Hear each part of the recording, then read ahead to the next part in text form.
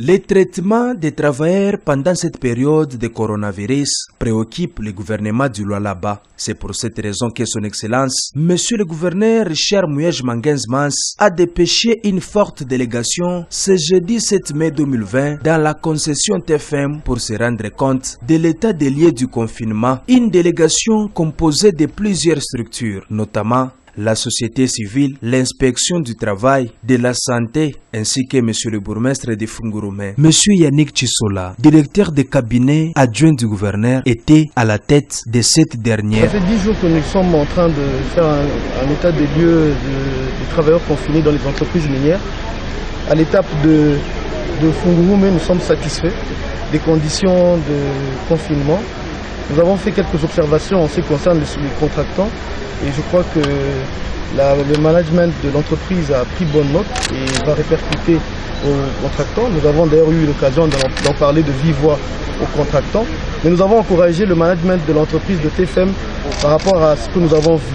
Nous voyons qu'il y a une organisation qui est déjà faite pour prévenir le Covid, mais aussi les travailleurs qui sont confinés sont dans de bonnes conditions. Cela doit servir d'exemple à toutes les autres entreprises que nous avons visitées depuis 10 jours. Nous n'allons pas ici dévoiler le rapport parce que la primeur du rapport va être consommée par le gouverneur. Nous allons donc donner notre rapport au gouverneur.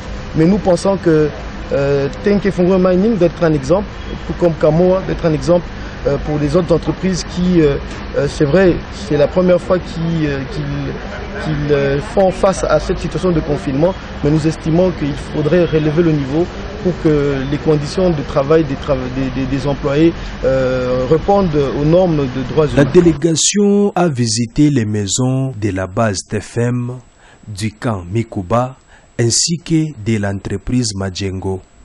Très content de cette visite, Monsieur le bourgmestre dit merci à son Excellence Monsieur le gouverneur pour les soucis qu'il a envers cette population et rappelle ainsi à la population de sa juridiction que le coronavirus est bien réel. Napikia kwanza merci sana baba mkuu waliwali yetu baba gouverneur Mouyej Mangenzmans. Vile mnajua kama batoto wa Fungurume chaque fois kuko problème mu province, papa gouverneur, papa solution, acheter tout savoir. Et là, je suis très fier parce que on dit mieux vaut la fin que le commencement. Donc, nous sommes très contents parce que une mission, Léo Banenesha 10e jour, na jo fin mission yabo, na mina waza que kwenye banaishiaka jo kunekaka bien. Donc, je suis très content que cette mission ici au Bukwetu. Et puis, banaishia pas n'importe où, ni ku TFM. Na tunatokea mko recevoir hii délégation inakuya hapa juu ya kusensibiliser population, travailleurs na population yote ya Fungurume dans le cadre juu ya kuepuka na hii malali ya pandemie wanaita COVID-19. Donc, tunarudia tena kukonesha population kama hii malali ikwako effectivement parce que Mwo Katanga à ce jour tuna compté déjà 10 personnes biko contaminées. Na ma contact balisema iko ya mingi sana, peut-être ça peut aller même au-delà de 80. Donc ma contact et ma contact. Donc on ne peut pas dire que tout est épargné parce que entre le Haut-Katanga na Lualaba hakuna frontière ya kusema sasa ni mai ndio inatusepare. Donc ni balabala tu unatoka Haut-Katanga unaingia Lualaba. Et à tout moment, tunaweza kuwa surpris na sisi tunapatikana na ile malali. Jo pale baba gouverneur alituma ba ministre mina waza Mungu nafuata ma information kila siku ba ministre bote provinciaux bali tembea dans tous les territoires pour sensibiliser la population, na connaître la population que est malade, il faut qu'il prenne avec tout le sérieux et qu'il faut appliquer les banaïta ma geste barrière. C'est très simple. Tuanze kueviter kuikala mumankunji karibu karibu, tuanze kueviter. On a demandé huko kwetu Fungurume, surtout les gens utilisent les motos.